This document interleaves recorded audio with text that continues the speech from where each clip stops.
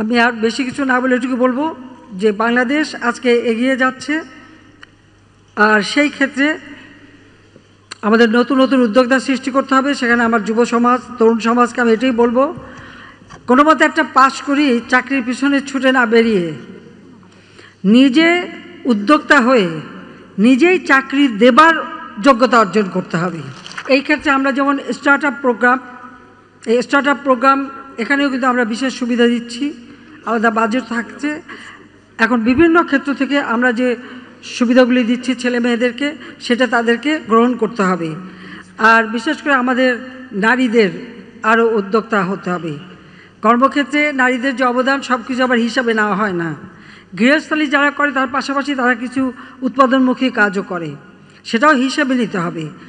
আর নারী উদ্যোক্তাদের জন্য আরও সুযোগ সৃষ্টি করে দিতে হবে, যাতে আরও বেশি করে সকলে যৌথভাবে কাজ করতে পারে, সেই ব্যবস্থা আমাদের করতে হবে। আমরা এই বছরটাকে হস্তশিল্পের বছর হিসেবে, বর্ষপণ্য হিসেবে হস্তশিল্পকে আমরা ঘোষণা দিয়েছি। কারণ এই হস্তশিল্পগুলি আসলে এটা সকল মানুষেরই কাজে লাগে। এমনকি আপনার ঘরবাড়ি সাজানো থেকে শুরু করে, দোকানপাট সাজানো শুরু করে, অফিস আদালত সাজানো শুরু করে, নিজেদেরও ছেলে মেয়ে সকলেই প্রত্যেক কাজে লাগতে পারে। এবং এটা সবথেকে বড় কথা যে মানুষের ভিতরে যে মেধা আছে সেটা কিন্তু বিকশিত হয়। কাজে সেই জন্যই আমরা এটাকে বেশি সুযোগ দিচ্ছি। এবং আপনারা জানবেন এখন বিদেশে কিন্তু কোনো পণ্য রপ্তানি করতে গেলে যদি কিছু হস্তশিল্প হয় সেটার কিন্তু আলাদা কদর আছে, সেটা আমাদের মাথায় রাখতে হবে।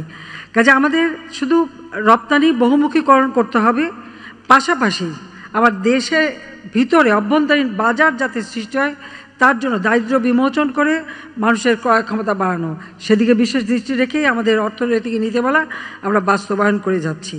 আমি চাই যে এভাবেই আমরা যেন এগিয়ে যেতে পারি।